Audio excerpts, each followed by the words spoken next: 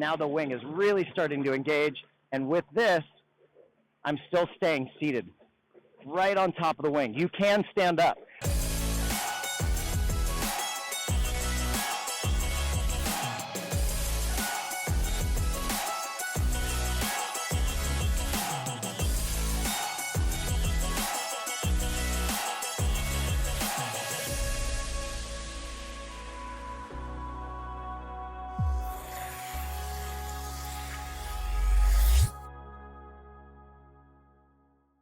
Hey, what's up, y'all? Shaun here, and today we're going to talk about foiling, how to get up for the first time.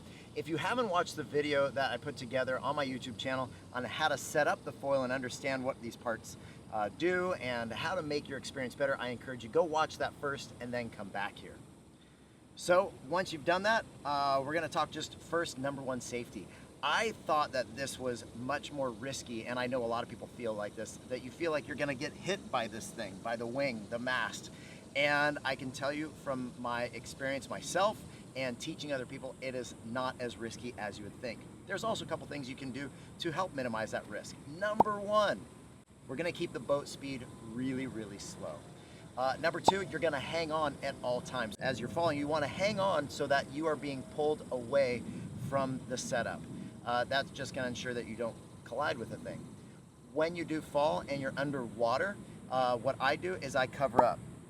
I just cover everything, wait till you just can feel that momentum from around you has stopped. You think, okay, the wing is not gonna come and hit me now. And there's been very few times that I have actually made contact with this thing. So keeping the speed slow, hanging on, and protect yourself after you've fallen, those things can really minimize the risk. That it's not even risky as risky as you think. So let's talk about getting out into the water. We're gonna go out on a full rope. A lot of people think that this is going to be like wake surfing and they go on a short line. Can you do that? Yes, but it is actually a much smaller area that you have, and this thing is going to feel like you don't have control and it's going to take off. So on a longer rope, it allows you to have this thing wander a little bit while you learn the rhythm and the speed of it. So I go out on a full 75-foot line. You can get even longer ropes than that. Go for it. That's going to put you near the second wave. You don't want to be up near the turbulence off the back of the boat. You don't want to be near the push of the wave, because as soon as you start to learn, you're going to get away from the wave. We're going to talk about that. Getting your feet in the right spot is really going to help when you're getting up on this thing. And something that I like about this HYPERLITE shuttle board, this is the board that I absolutely teach everyone to get up on, because this is neutrally buoyant. That allows this thing to go underwater so that you start in a flying position, okay? I will tell you this is so different than anything that you've ever ridden on the water, because we are getting lift, we are not planing. And so with that concept, getting the board underwater to where the wing is in a flying attitude before you get going is going to have so much more success. So I really encourage you to get a board that has neutral buoyancy, and that's why this shuttle has a great setup, because you can push it underwater. Getting your feet in the right spot, at first I actually tell people to get your front foot ahead of these last screws. That's going to allow you to get more front foot pressure. Once you learn, you'll see, okay, you are going to stand back where these screw holes are, but you want to be way far forward, and this will help. Your front foot is going to be ahead of these front screws. Your back foot, you want it near the second set of screws, so up near this area. You can eventually start to move your back foot back, but at first we need to keep this wing down. What people don't realize is when we're water skiing, getting up on a wakeboard, when we're wake surfing, still on the rope, we are all just leaning against the line. We're at a pretty big angle. If you are leaning against the line, that means that your wing is going to be in this angle. If it is flying towards the surface, it will just continue to climb. It will do what we call breach, so that it's pushing all the way to the surface, it stalls, and then it slaps down. So you'll continue to breach and slap, and breach and slap. That is 99% of what everyone does when they get on this. The nice thing about the shuttle is that we actually have a lot of rocker up in the nose, so that when it slaps, that rocker helps bring it back up, and so you can eventually learn to settle it down. This is going to help you out as well. Once we get going out there, we're going to talk about some of those things while I'm going, and I'm going to do it with BB Talking On. This is how I coach people. This is also how I gather a lot of instructional content because it allows me to talk in real time of what's happening, whether I'm coaching someone or talking to you guys. So we're going to get out there and I'm gonna really get my weight over my front knee. I'm gonna keep the handle still and I'm gonna really try to keep this down. Boat drivers, keep the speed slow. It is gonna be in a 3-stage start. First things first, learn to keep the board underwater before you even have the rope in your hand. Okay, so we're gonna get in the water and we're gonna start talking through those things. This is so fun. Like, I know I've said it, but this is so much fun foiling because you are riding a wing, not a board.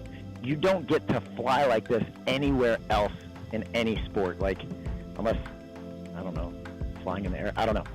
So getting the board into the water, if you set this thing in like this, it's going to take off. So when I set the board in, I like to set it sideways so it doesn't run too far.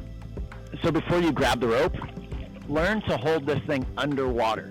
And that's the nice thing about like this shuttle. I said it's neutrally buoyant, which means it's easier to hold. It's not very buoyant so that I can balance this underneath me. Right now the wing is barely kicked up so that I can feel the nose just slightly up.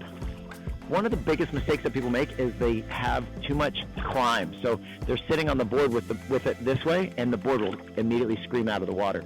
All right, we're going to get into the 3-stage start, but first, before you do that, learn to get the board underneath you in the water. You can start with the wing up like this, but what you don't do is a slap start like on a surfer. People think they can go and put the heels on the board and then get the board to slap up. You can't get it to slap you in the feet, but what you can do is get yourself on top of it and then get going. But I find what works better is pushing the board underwater. This is why I really like the shuttle. You can push it underwater. Right now the board is pointing that way at about this angle, so the wing is at that same angle. So before you get into that 3-stage start, learn to balance the board underwater with the wing barely kicked up and slightly to the left of where you're getting pulled from. All right, Jake, go ahead and give me just a little bit of line tension. So stage 1 is if I hang on to this rope and give myself just a little bit of tension, the boat driver is going to go in and out of gear. Is the line tension making my wing feel better or worse? So once I get the handle here it is that line tension making the handle better or worse? Okay, I got to adjust my feet. And what I want to feel is the wing pushing up into me, right between my legs, up to the top of my head. I should be standing right over this wing. The board is slightly pointing to the left. And is that line tension going in and out of gear? Is it better or worse? I'm going to need to adjust my feet just a little bit. And one of the biggest mistakes that people make at this point is they think, okay, I'm going to get up like I have on water skis, wakeboards, or surfers for years.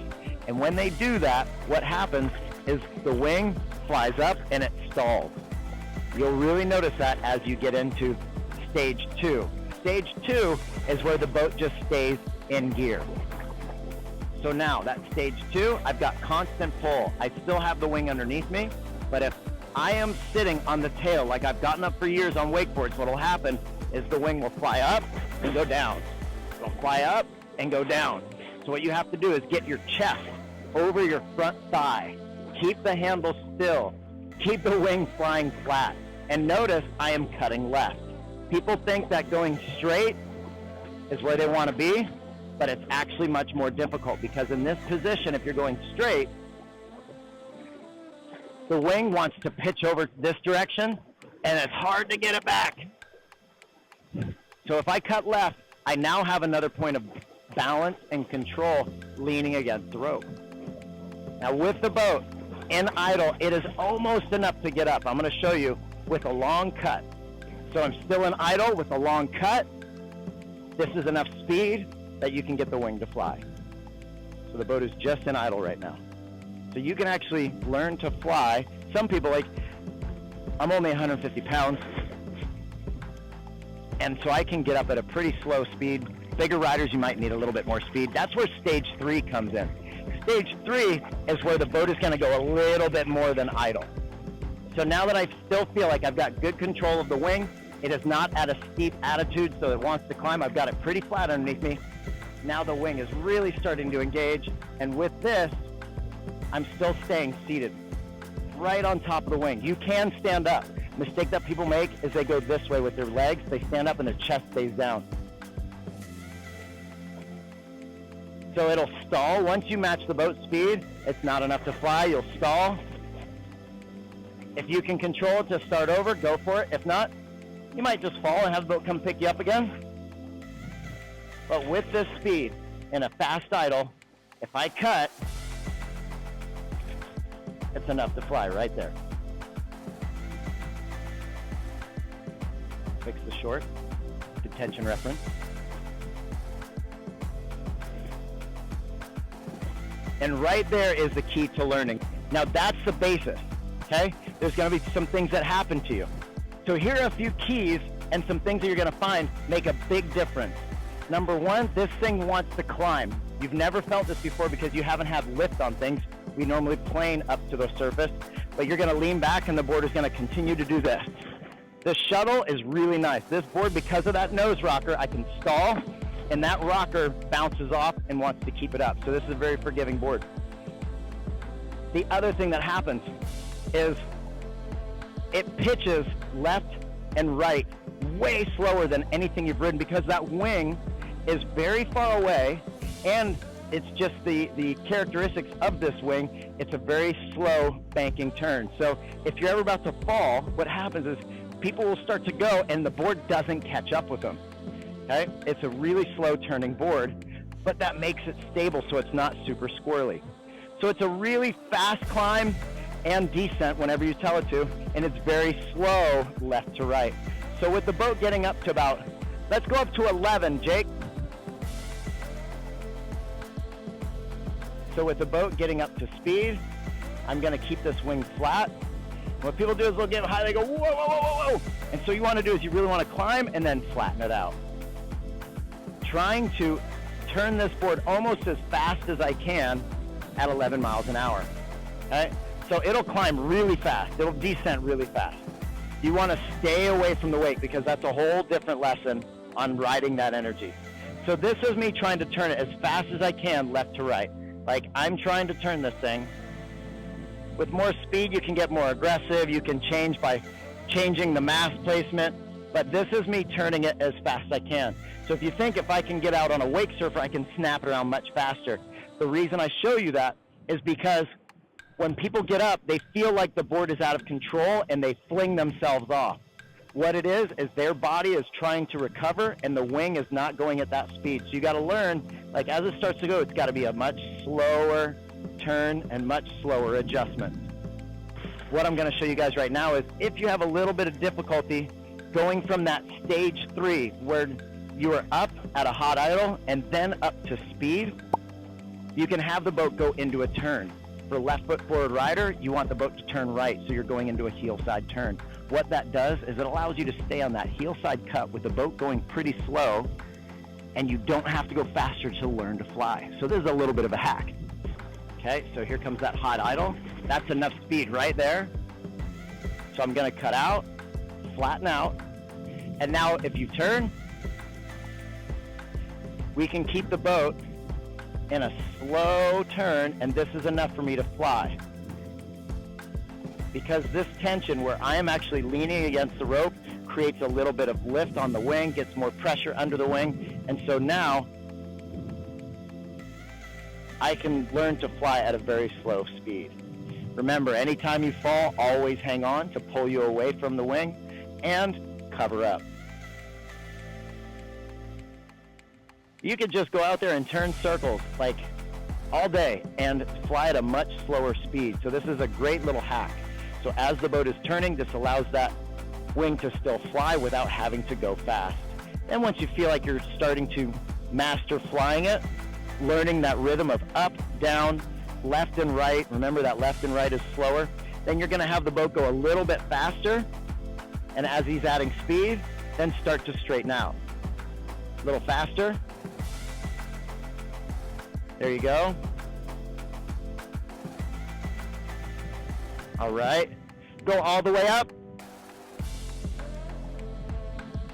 and then go straight, and then straight. So you keep turning until you feel like, all right, now I've got it. And it's such an amazing feeling because now you are flying. In this video, we're not going to go over getting into the push. That's going to be in another one. But I'll show you, this shuttle is enough with my boat empty weight.